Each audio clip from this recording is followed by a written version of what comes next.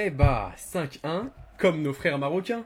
Salut à tous, c'est Komek, on se retrouve pour le débrief de ce match entre l'Algérie et le Liberia. Victoire 5-1 de l'Algérie, quelle raclée.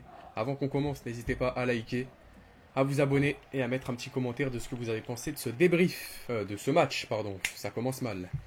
L'Algérie qui s'impose 5-1 avec une très belle victoire. On va parler de ce match et on va parler d'un Riyad Mahrez pour commencer qui a été méconnaissable. Dans le bon sens cette fois-ci, encore heureux, puisqu'il a su être beaucoup plus dangereux que ces derniers temps.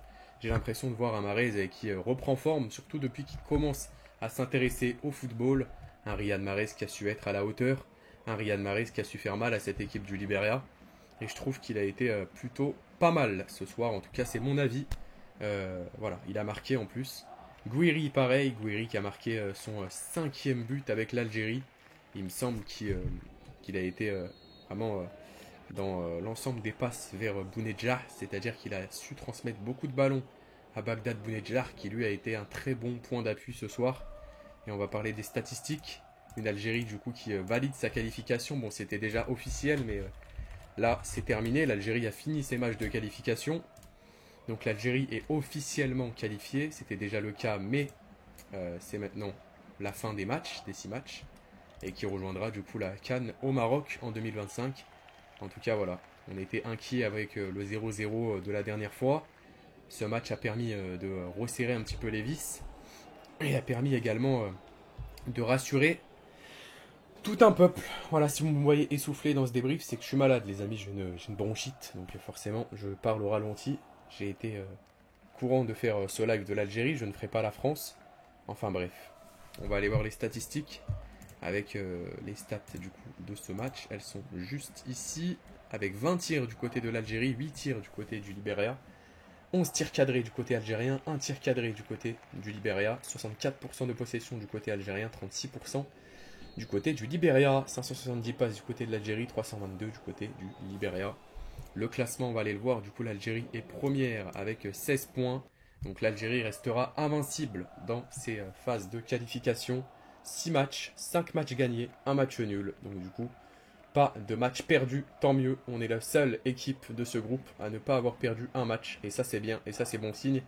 Et ça nous rassure. Ce match s'est joué du coup dans l'enceinte magnifique ici à Tizi Ouzou, le stade Hossein Haït Ahmed. Donc c'était vraiment une très belle ambiance, un très beau stade ici à Tizi Ouzou en Kabylie. Donc franchement, merci.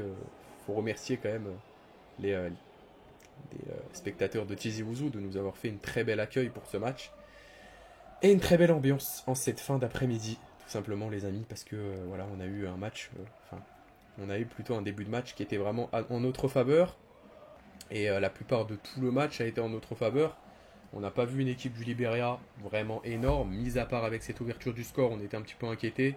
Après, juste après l'ouverture du score, très clairement, pour vous dire la vérité, de ce que je pense réellement, l'Algérie a su très très vite réagir avec ce but d'Aïssa Mandi à la 20e, le but de Mahrez à la 29e, Bounedjah à la 64e, Amin Gouiri à la 74e et Amoura qui s'est invité à la fête à la 95e. Voilà, donc il y a presque toute l'équipe qui a marqué. Il manquait plus que Belmadi, il manquait plus que Petkovic et Tebboune.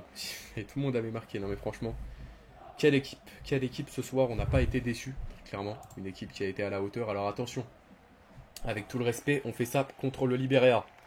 Par contre, quand on va tomber face au Sénégal, face à la Côte d'Ivoire, pour être honnête, il va falloir faire les mêmes résultats. Ou en tout cas, il va falloir savoir s'inspirer de ces résultats.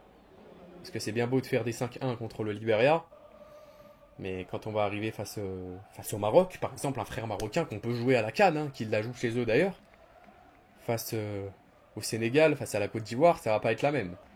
Donc voilà, en soi on a été bon ce soir, et maintenant euh, le plus dur reste à venir. Avec les qualifications à la Coupe du Monde, avec la CAN qui va arriver très vite, vous le savez. Donc voilà, le plus dur reste pour 2025, les joueurs ont fait déjà le plus dur actuellement, mais le plus dur reste à venir. Et ça, il va falloir le retenir.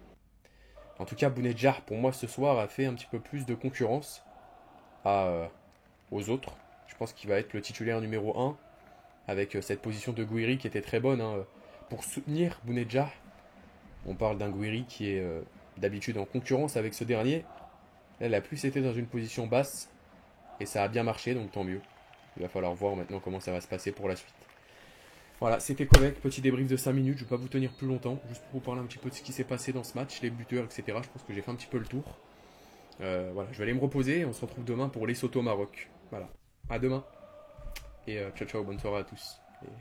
Tahia les DZ.